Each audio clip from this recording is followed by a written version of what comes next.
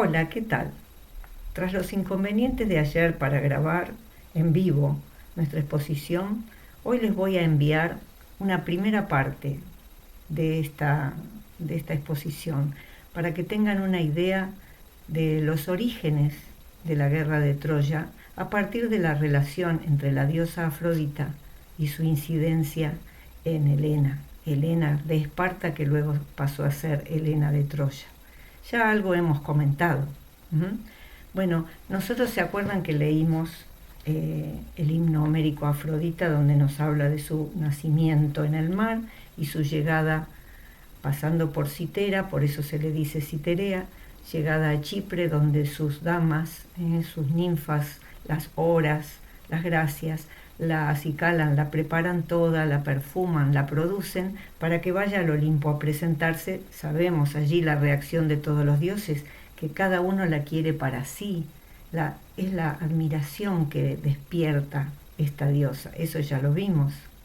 Bueno, en la Teogonía de Hesíodo, traducida también por mí en Losada, allí se nos cuenta el nacimiento de Afrodita del mar a partir de la espuma, y Hesíodo nos cuenta, a partir de su interpretación, la etimología, el significado de sus nombres y sus epítetos. Su nombre, Afrodita, como dice aquí, Afrodita a ella, diosa nacida de la espuma y bien coronada Citerea, la llaman los dioses y también los hombres, puesto que de la espuma se formó.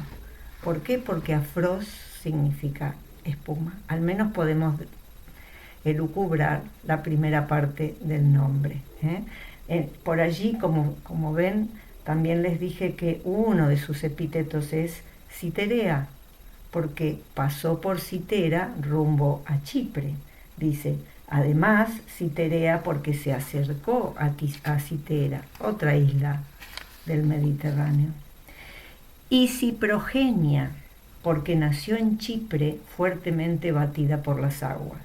Tanto Chipre como Ciprogenia parten de la raíz de la misma, Kypris, Cipria, Kypris, de cobre, la isla de Chipre significa eso. Entonces se le dice Ciprogenia, o sea, del origen de Chipre, porque nació en Chipre fuertemente batida por las aguas. Y finalmente este verso que habla de su epíteto, Filomedes o Filomeides, de las dos maneras, que nosotros lo interpretamos como la amante de la sonrisa, Filomedes. Hay una palabra en inglés, un correlato en la lengua inglesa que nos da la pista, smile, la misma raíz.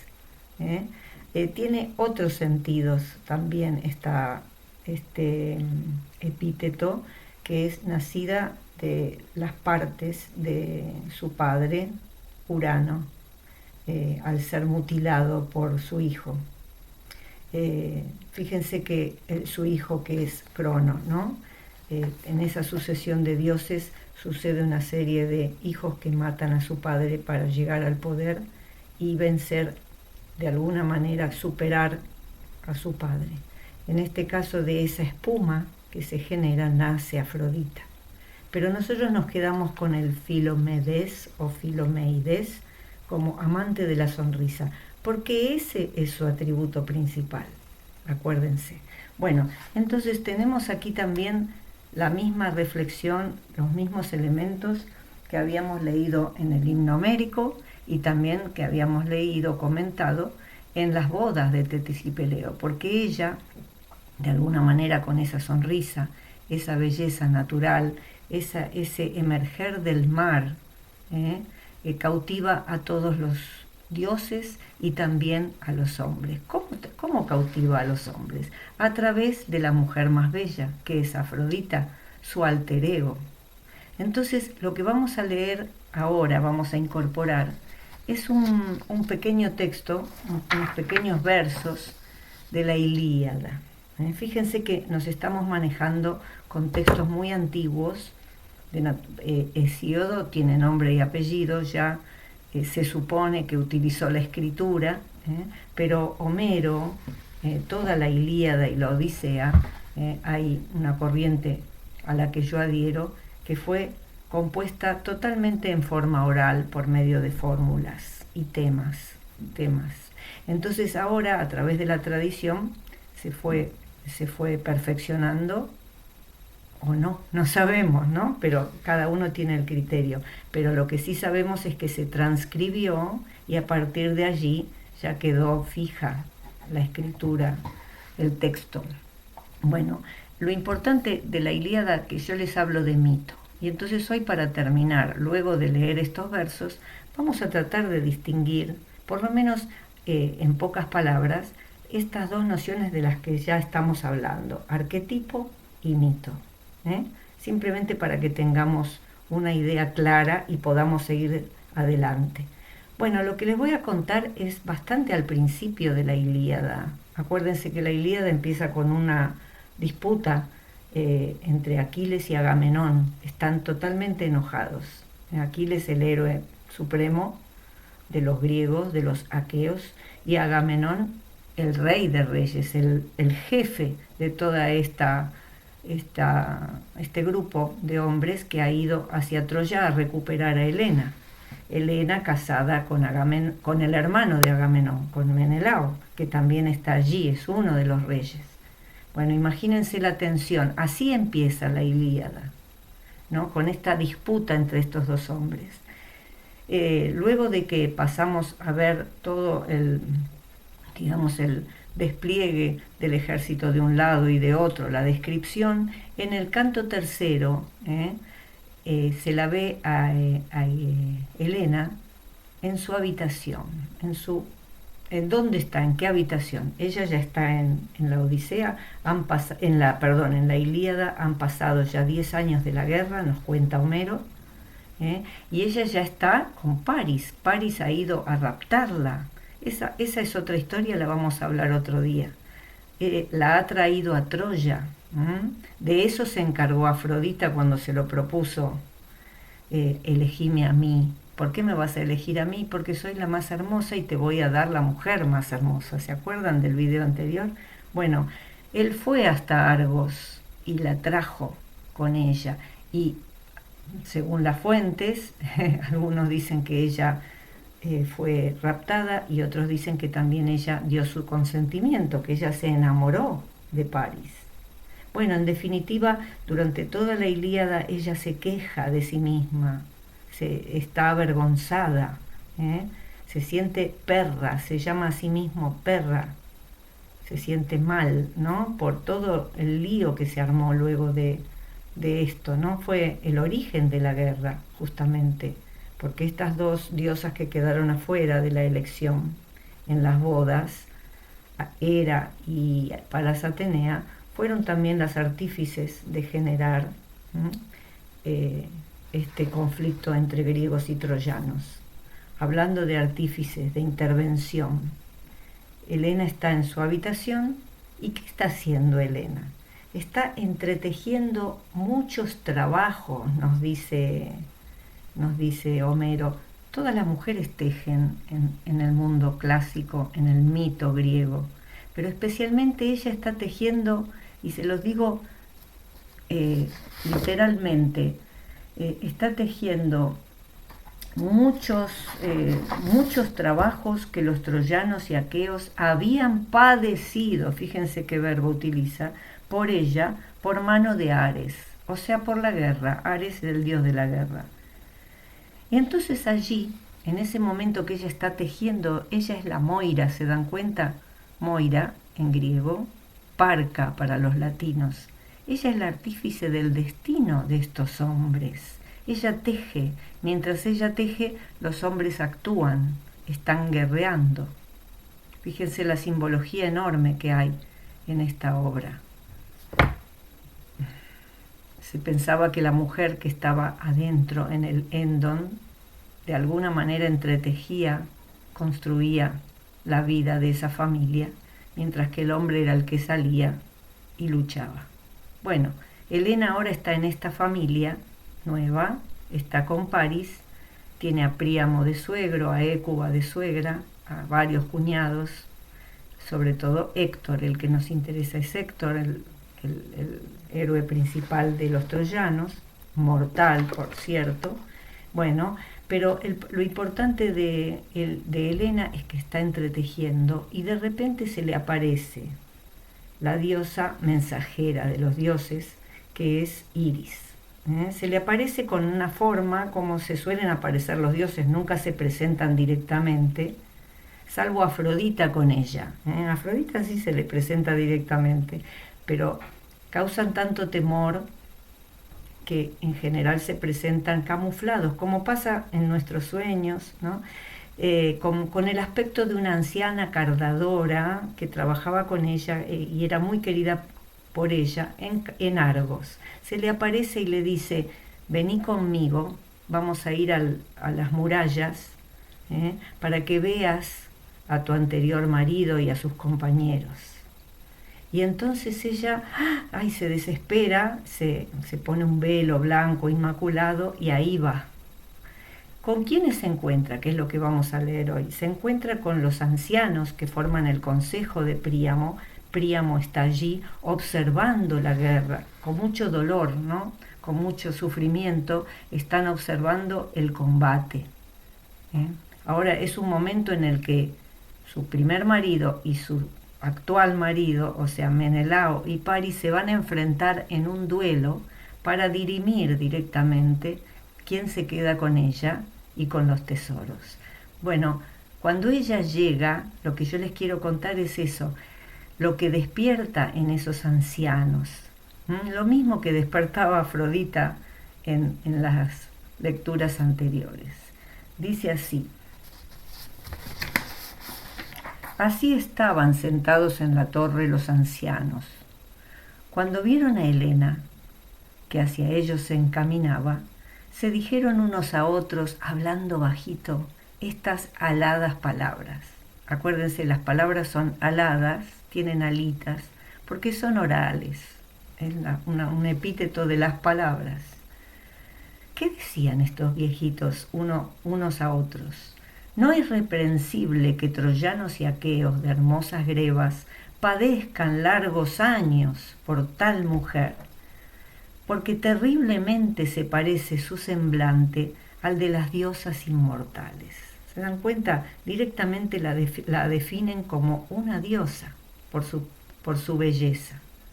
Ahora, agregan algo muy importante para la trama, pero aún siendo así, aún cuando ella posea esa terrible belleza, váyase en las naves y no quede para futura desgracia nuestra y de nuestros hijos.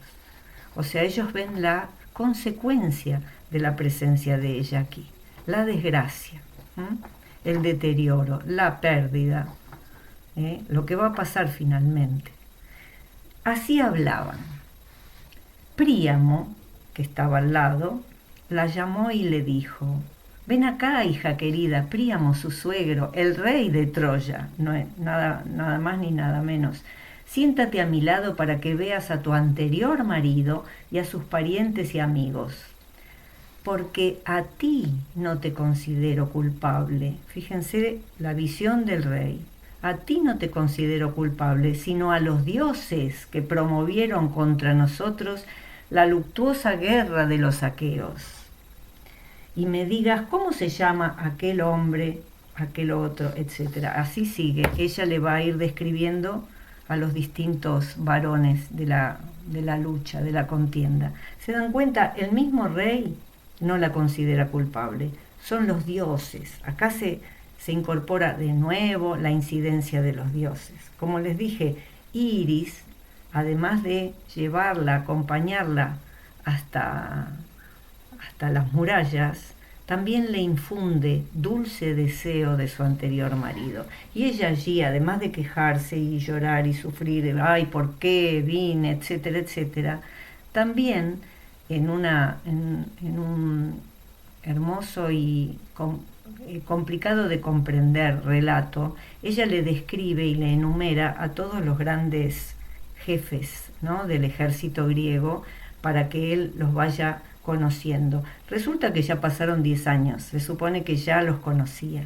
Pero esto es un artilugio de la épica, de la epopeya, para que nosotros, los lectores y en el pasado los oyentes, escucháramos, bueno, quién era el rey de qué pueblo, sus características. Es un detalle estilístico, digamos así. Cuanto más tensión hay, más se demora la épica en describir, en detallar. Bueno, ese texto nos muestra la reacción que provoca ella. Lo más importante es, por un lado, la belleza increíble que tiene, y por otro lado, la reacción que puede ser, en este caso, todos la consideran hermosa, pero no favorable en cuanto a sus consecuencias, ¿no? También pasa algo propio del otro lado, de los griegos, y sobre todo su marido, que está muy enojado. Ya veremos la reacción de Menelao cuando recupere a su mujer, pero eso lo dejamos para otro día. Bueno, ya vimos todos estos textos referidos al mito, pero entonces a mí me gustaría, antes de que avanzáramos, un poquito definir, para que nos quede claro, y así en la segunda parte, cuando les envíe otro video, vamos a referirnos a esto.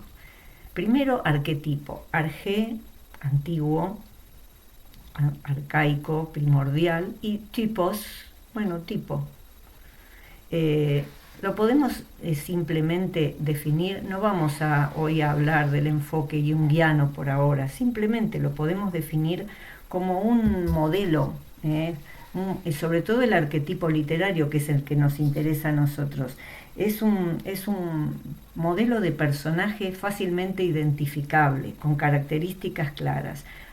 Helena de Troya ha sido tratada, ha sido incorporada a lo largo de la historia de la humanidad, como arquetipo de la belleza, en ese sentido. Y lo vamos a ver, por ejemplo, en Goethe, lo vamos a ver en distintos autores, pero sobre todo que tengamos esa noción.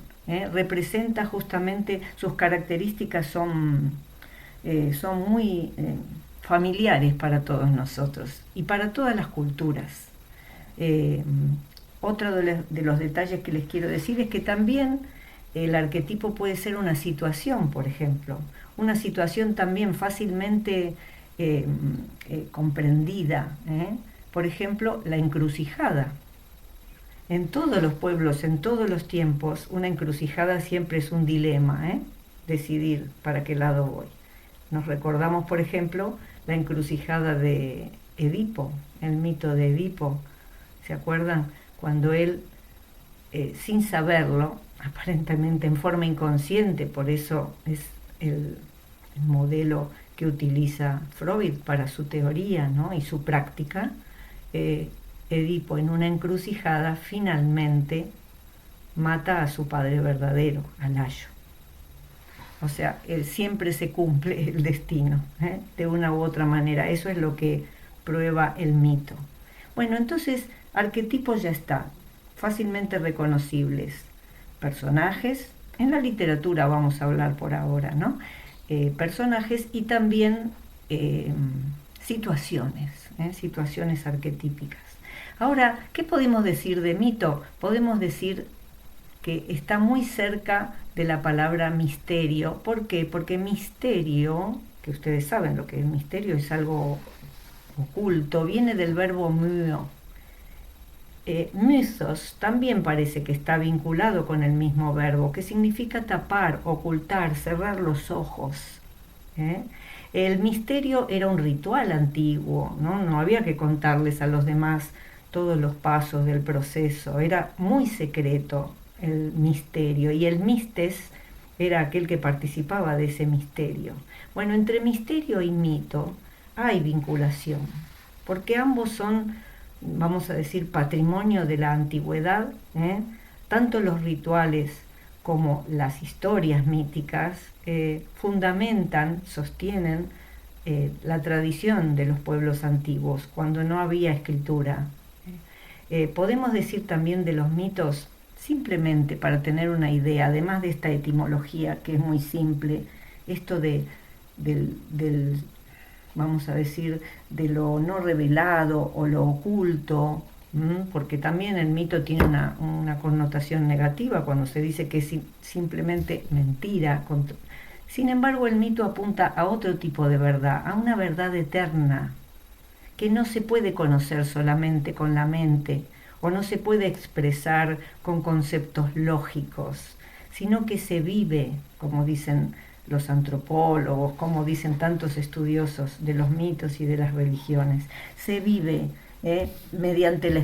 se revela mediante la experiencia. Eso es el mito. ¿Y por qué hablamos de su naturaleza narrativa? ¿Por qué decimos que el mito tiene una naturaleza narrativa? Porque está muy cerquita de nuestra memoria episódica, en donde nosotros vamos almacenando situaciones de la vida y luego las convertimos o las podemos vincular con conceptos abstractos, pero nuestra memoria episódica es muy afín a la narración, a las historias. Los mitos son historias, pero también el mito se puede manifestar de otras maneras, en obras de arte, por ejemplo, en ciudades, en símbolos de todo tipo. Ya vamos a hablar del símbolo, hoy no, pero podemos, por ejemplo, recurrir a Kerenji, que nos dice que el origen de los mitos no es histórico, sino que el mito se vive en un eterno presente y se manifiesta en el presente. Y también les quería decir otro detalle. Por ejemplo, Ricoeur, otro estudioso, otro filósofo, él nos dice que justamente los mitos tienen forma narrativa porque siguen el acontecer del drama. Es como si nosotros viviéramos una eterna película, una eterna obra de teatro. Y eso, como les digo, se relaciona con nuestra memoria episódica. O sea que nuestra memoria es un acontecer permanente, y vuelve y se olvida. Bueno, con estas ideas más o menos nosotros en el próximo video vamos a recordar, como ya hicimos la semana pasada, la lectura de algunos textos de Borges, vamos a recordar algunas líneas de esos textos a propósito del mito.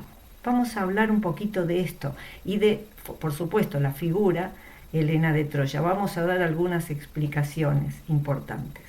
Así que bueno, gracias por estar acá. Disculpen las dificultades de ayer. Vamos a tratar de ir subsanando nuestros canales de comunicación. Gracias.